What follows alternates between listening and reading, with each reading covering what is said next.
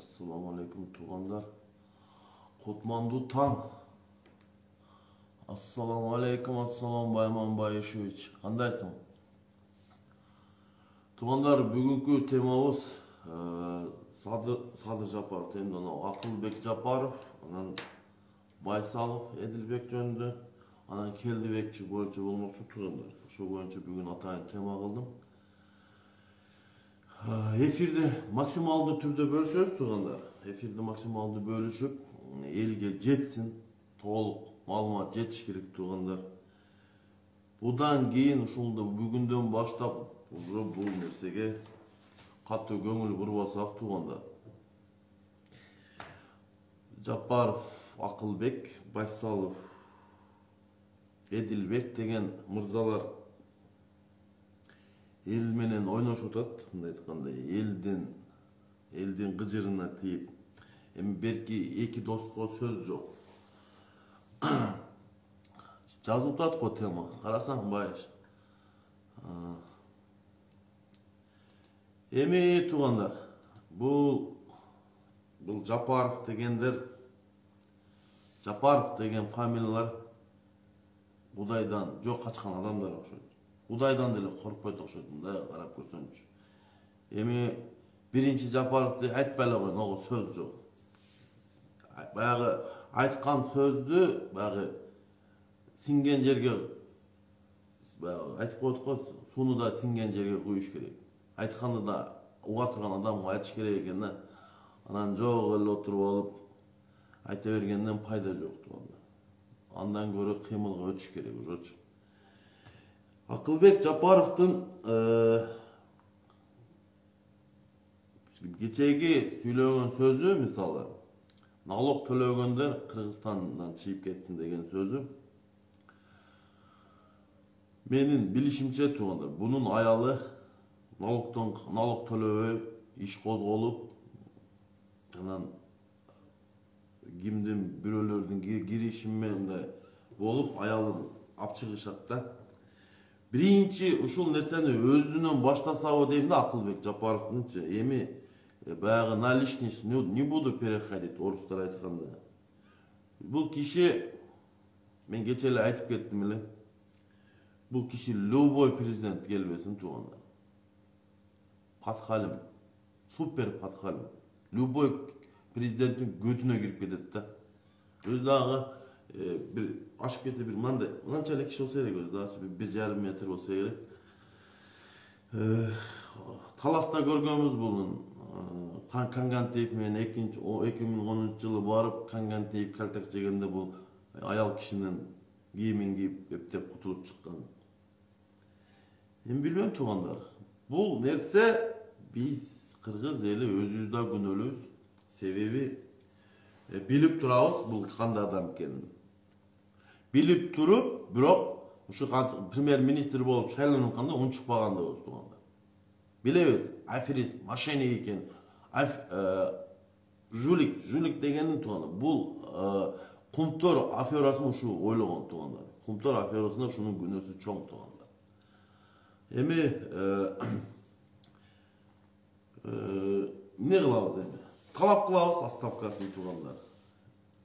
Талап кылбасак тугандар, ушинтип эле ар оюна келген сөздөрдү жаза берет. Мына көрүп атабыз. Эми көптөгөн сөздөр чыкты, көрүп атабыз. Хипик программасы, например, эшелондоп мигранттарды миграцияга эшелондоп поезд менен жөнөтөбүз деген, 6 областты 6 мамлекетке берип өнүктүрөбүз деген, ушинтип 40 район бар, 40 элчиге берип өнүктүр. Ушундай сөздөрдү ойлоп табат да бул киши. Негеде бул же атайын элдин кыжырына тиет, же бул кишиге боло береби деген ой кетет экен да. Талап кылабыз тугандар, отставканы талап кылбасак болбойт. Булар биздин тагдырыбыз менен ойношпосун. 6,5 миллион элдин тагдыры менен ойношпосун. Мен Акылбек Жапаров айтып кетет элем, Акылбек Жапаров. Мен сизди адам катары, ага катары билишим мүмкүн, бирок вице-премьерде премьер-министр катары сиз мен тааныбайм. Ошол не деп коет. Азыр эмнеде должность болуп калды? Кабинеттер министр болуп калганбы? Ошо катары тааныбайм. Men sizdi talap kılıp ketem. Öz arızınızdı yazınız Отставкага.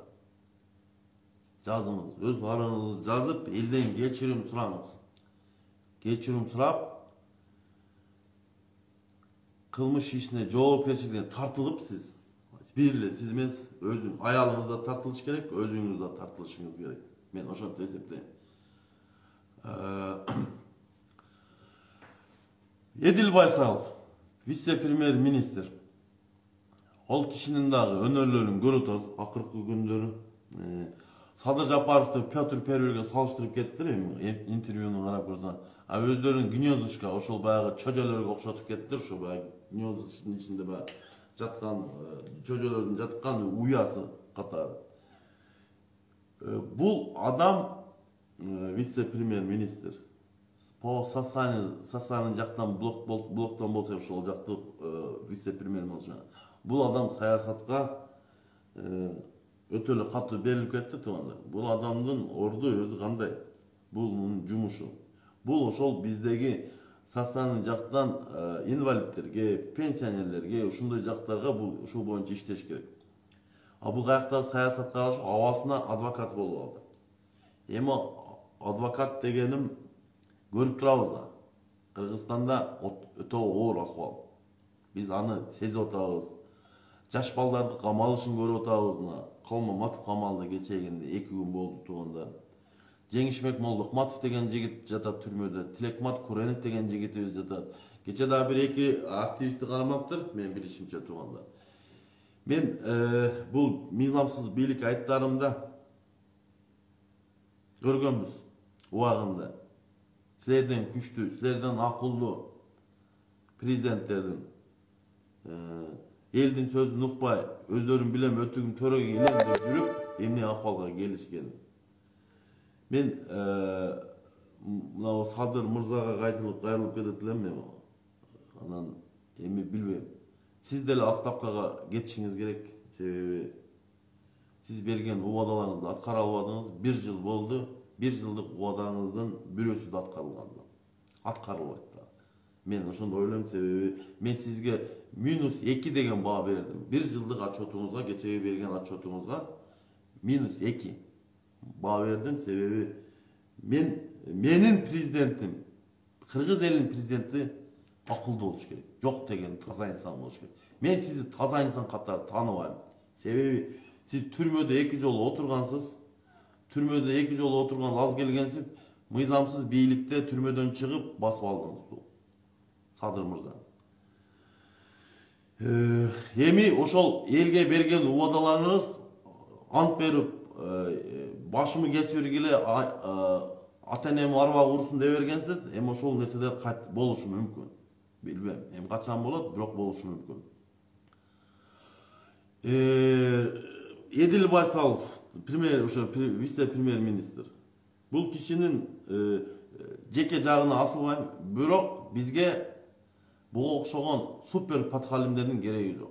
Bizge elge hizmet kılgan, eldin taqdırını oylagan, oşonda adam insanlar gerek. Emi bular jön ele populist sözler menen gelile, elde alaqsıtı ele bir sultanı taap, bir günü Kalmamatov'tu kamap, dağı birönü kamap, oşon menen ele 1 yıllık günde ötkөздүk oşol tuğanlar. Kırgız eline bir jakşılık kılganын görgön jokmун. Men berde bирөө жазып sen gelip işteysin. Men iştebeyim sizler menen.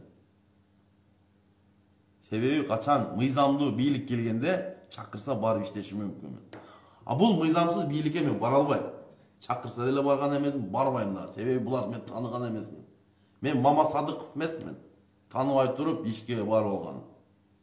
Açık aytayınçı. Menin prinsibim var. Misal. Özümün prinsibim var. Aleyküm assalam. Kanday prinsip? Adamgerçilik prinsip boluş gerek. Biz bu adamda türmöde oturgan katarı tanıyız Sadır Japarov'da. 2 jolu. Or kılmış menen oturgan. Strogo rejimde. Anan bu mıyzamsız biylik'e barıp iş berip barıp alsam, anda menin özümün prinsibim jogolup kedet tuğanda. Adamgerçiligim jogolup kedet. Sebebi bular mıyzamsız. Bulardın öz vakıtı pütkönde tuğanda. Öz vakıtı pütö je aga çeyim pütüp kete evi. Bulardın Ordu türmödө. Biz юридикалык жактан караганда туугандар, кечеги мыйзамсыз түрмөдөн алып чыккандар, мыйзамсыз чыккандар, ким приказ бергендер, ким приказды мыйзамсыз аткаргандар жоопко тартылыш керек туугандар. Закон боюнча түрмөдө отурган адам мыйзамсыз чыгып атканда, орустар айтканда на поражение атыш керек болчу бул адамды. Бул түрмөдөн мыйзамсыз чыгып атат, качып чыгып атат. А bizde ne kıldı? Bizde oşol начальник türme, bunda aytkanda, oşol Молдовановканын türmösünün начальниги kimdin устной приказы менен bunu koyuverip çıkarıp koygan tuğanlar. Oşol tuğanlar. Ol начальник azı kayerде ekенин bardığınızlar bilesizler, azı götürülüp kalgan. Tuğanlar, dagı bir jolu, bizde namuzlu elbiz. Biz мынага окшогон билимсиздерге, сабатсыздарга моюн сунбайлы. Мен ошого чакырып кетем. Келиңиздер, бири келип тургандар. Бири келди дагы параллельно ушуга эле, ушуга окшотуп өзүбүздүн өкмөтүбүздү түзөлүп тургандар. Келиңиздер, мен чакырып кетем ошону сизге. Biz параллельно өзүбүздүн өкмөтүбүздү түзөлүп тургандар, өкмөтүбүздү түзүп жаштардан, таза инсандардан түзөлүп дагы буларды мыйзам чегинде отставкага кетирип, мыйзам чегинде жоопкерчиликке тартып, баягы кустуруу деген эмес туугандар. Кустуруп чөнтөк акча уруп койгондой эмес туугандар. Биз параллельно өкмөт түзгөндөн кийин туугандар, таза шайлоо өткөзүп туруп президентти тандайбыз туугандар. Таза шайлоо өткөзүп туруп парламентти шайлоону өткөзөбүз. Анан ошондо бизде адилеттүүлүк, чындык келет туугандар. Эми көрүп атабыз, мыналар шалтайын чыгарып койду. Мына биздин кыргыз саясатынын ички саясатынын шалтайын чыгарып койуш. Мында ачык керек ал нерсеничи. Булардын колунан келбейт. Мен бир жыл мурун айтып келгем тууган. Келбейт, булар болбойт. Булар жуликтер, булар мошенниктер, элди алдайт, популисттер дедим, туурабы? Ошол менин айткан нерселерим азыр келип чыгып чыгып атат. Мына үзүрүн эми азыр көрүп атабыз. Бир эле мисал туугандар, азык-түлүк продукциясы туугандар. Эмне үчүн азык-түлүк продукциясы кымбаттап кетти? Эмне үчүн бизде солярка, бензин, ГСМдин баасы кымбаттап кетти? Ушуларга суроо берип, мен сиздерге ушул суроону берейин. Ошого жообуңар барбы? Менде бар туугандар. Кандай жооп? Эмне үчүн продукциянын баасы кымбаттады? Себеби продукциянын баасы кымбаттаган эмне үчүн? ГСМдин көтөрүлүшү туугандар. Bizde 1 litre benzinin bası 65 somga çıktı. Uşuğa çeyin gelip жүрген президенттердин малында benzinin bası 30 somga çıkkan emez tuğanlar. Ne üçün bu mıйзамсыз президент келгенден beri GSM'nin bası 2 есе öttü. Sebebi eskertip gelgen. Analitikler, sayasatçılar eskertip. Biz mıйзамсыз türmöden ap çıkıp özüz takka oturguzup alıp emi özüz kınalıp el kınalıp atkan gezi. Biz menen teң ata bir da mamleket süйлөшпөйт. Süйлөшкүсү да келбейт. Себеби биздин мыйзамсыз президент ким? Отуруп чыккан жаран. Толук кандуу акталган эмес. Жарым жарт эле акталып, эптеп бийликке келгенден кийин эптеп ошол мыйзамды бузуп отурат азыр. Кечеги Калмаматовдун камалышынын себеби туугандар. Калмаматов эмне үчүн камалды? Мен мында айтып кетейинчи. Бул жерде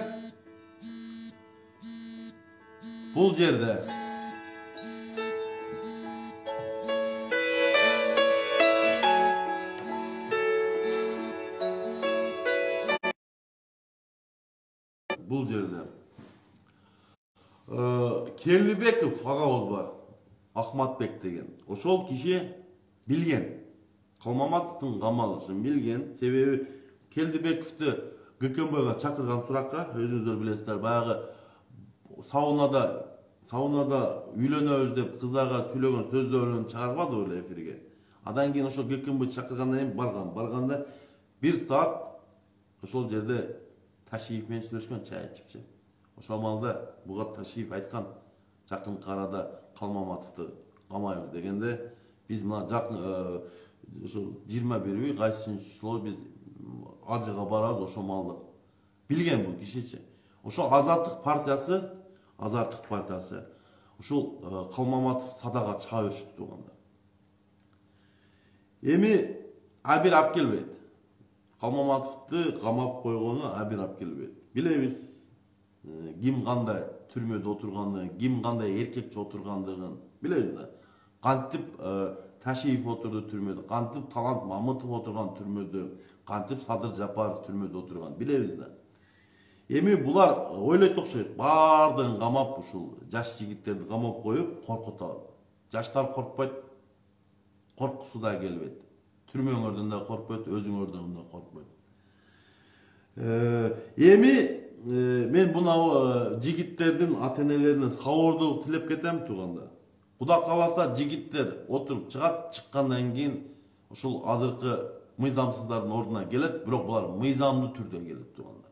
Анан өзүңүздөр бул тагдыр деген ушундай кезме кезек менен экен да туугандар. Ким кандай мыйзамсыз иштерди кылса, өзүнө кайтат туугандар. Билебиз, кандай ушул жигиттерге кор көрсө, ушундай татаал оорулоштуруп, жашоолорун оорулоштуруп, түрмөгө тыгып, жазасын берсе, ушинтип адилетсиздик кылып.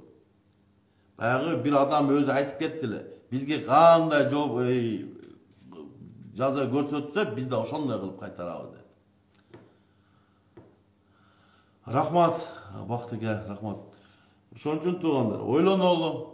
Мына бир вице-премьер-министрди bunun arasında belki ministr здравоохранения, саламат сактоо министрин да кошуп коюш керек. Буларды талап кылыш керек, отставкага кетиш керек. Булар өздөрүнүн милдеттерин аткара албай атат. Булар саясатка аралашып, ошол Садыр Абасынын адвокаты болуп. Бизге кыргыз элине иштеген жарандар керек. İştegen ministrler керек. Булар только популист, социалист сөздөрүн сүйлөп, менин элге айтарым туугандар, кыргыз элим өтө таза инсандар. Бар, таза инсандар бар бизде. Биз ошо таза инсандарды көрө албай, бийликке алып келбей жүрөбүз туугандар. Бизге баягы паткалем, жөлүк, Кудайдан жөө качкан арамкорлорду бийликке алып келип алып, кыйналып ушул учурдабыз азыр. Ошол учурдабыз. Туугандар, эми биз баягы мактанып жүргөн Манастын урпактары деп атып, тажиктерге тизелетип койгон Садыр Жапаров мисалы. Кечирим сураган Ташиев, Камчыбек тажиктерди. Эми билбейм эми. Мындай мамлекеттин мыйзамсыздар менен алыска барбайбыз туугандар. Биз алыска барбаган билип туруп, унчукпа кайдыгер караганыбыз туугандар. Кайдыгер караганыбыз. Бул деген маңкурчулук туугандар. Билебиз. Бардыгыбыз билебиз. Ким не иш кылып отур. Эмне үчүн Садыр Жапаров менен Ташиев Райым миллиондон коркушат. Мына ушул суроону да мен сиздерге берем. Эмне үчүн? Жээнбековдун неге экс макамын берип койдуң? Ушонун чындыкты укпайлы мына чындыкты. Эмне үчүн элди алдап кустуруу жолу деп камап калпеле бир айга, 2 айга камап туруп кайта кое берет ушундай. Рахмат, Жылдыз, рахмат. Эми Куда каласа баягы кыргызда сөз бар тууган. 15 күн караңгы, 15 күн ак күн болот да. 15 күн жарык болот деген туугандар. Бул жигиттердин дагы азыр 15 күн караңгы күнү. Бул жигиттердин 15 күн жарык күнү келет. Куда каласа, жакындап калды туугандар. Мен ушул жигиттерди мыйзамсыз отурганын тааныйм. Мен талап кылам мыйзамсыздардан бул жигиттерди кое бергенин. Кечеги Бекенов деген судья чыгарган өкүм туугандар. Бул мыйзамсыз бийликтин приказын аткарды. Ошол эле Ташиевдин приказын ошол судья Бекенов деген судья аткарды. Эми биз эмне кылышыбыз керек? Ушуга окшогон Бекеновго окшогон судьяларды мыйзам чегинде жоопкерчиликке тартып, элге көрсөтүшүбүз керек тууган. Bul emne degeni? Bul degen oşo Bekеновдун tugandары özü жашаган жерлерин билип, ошол жерге эл душманы деп, мынау саткын судья, коррупционер судья деп туруп, кагаздарды жабыштырып, тугандар эл билсин бул кандай судья экен. Биздин элдин, таза элди соттоп аткан арам судьялар. Кайсы окуу жайды бүттүң эле эмилдейт. Мен өзү биринчи ОГИПге тапшыргам, Орский государственный институтка, педагогический институтка. Адан кийин бир жыл окуп туруп, ОЖГУга тапшырдым. ОЖГУга тапшырып, ОЖГУдан заочно өтүп алып, кийин 11 жыл дегенде акыркы юридический институттан бүткөм. Диля Сыдыкова, сизге жок. Тугандар, ошол булар судьялар билиш керек ордун мына. Саясий манада камалган адамдар жоопкерчилигин карашыбыз керек тугандар. Ошол мыйзамсыз приказ аткарган үчүн биз жок дегенде бул судьяларга 10 жыл 15 жыл срок бердиртишибиз керек тугандар. Түрмөдө өз денеси менен сезсин кандай болот экен саясий манайда аткарган приказдар. Келиңиздер, биригели, ынтымактуулугу, жети область биригишибиз керек тугандар. Биз мамлекеттин келечегин кайдыгер карап алсак, мамлекеттин келечегин кайдыгер карап, балаңыздын келечегин ойлосоңуз, өзүңүздүн келечегиңизди ойлосоңуз, небереңиздин келечегин ойлосоңуз, кайдыгер карабайлы. Мен кечегинде бессрочный митинг жарыялагам тугандар. Бул бессрочный митинг Калмаматов, Жеңиш Малдахматов, Тилекмат Куренов, анан жана башка саясий куугунтукта отургандар чыгышынча ошо митинг улана берет тугандар. Дух болсо ак үйдүн алдына келип талап кыл дейт. Туганым барат болчумун ак үйдүн алдына.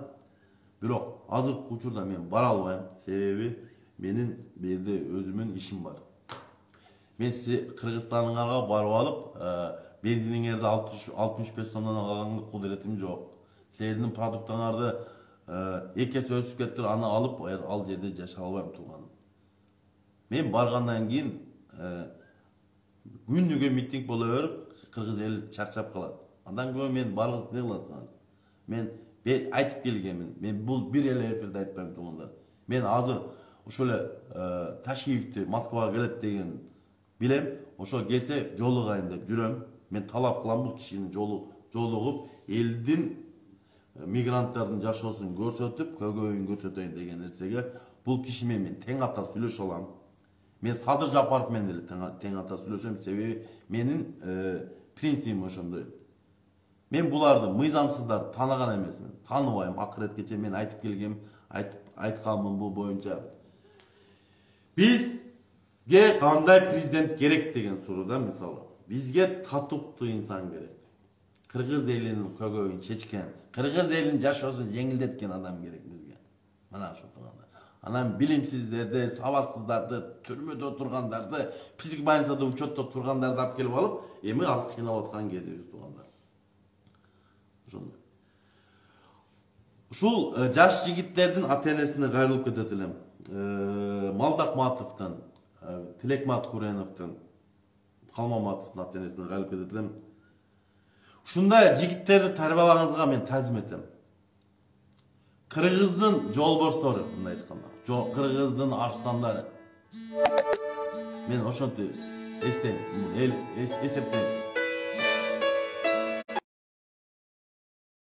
Ушу жигиттердин ата-энелери малатсы.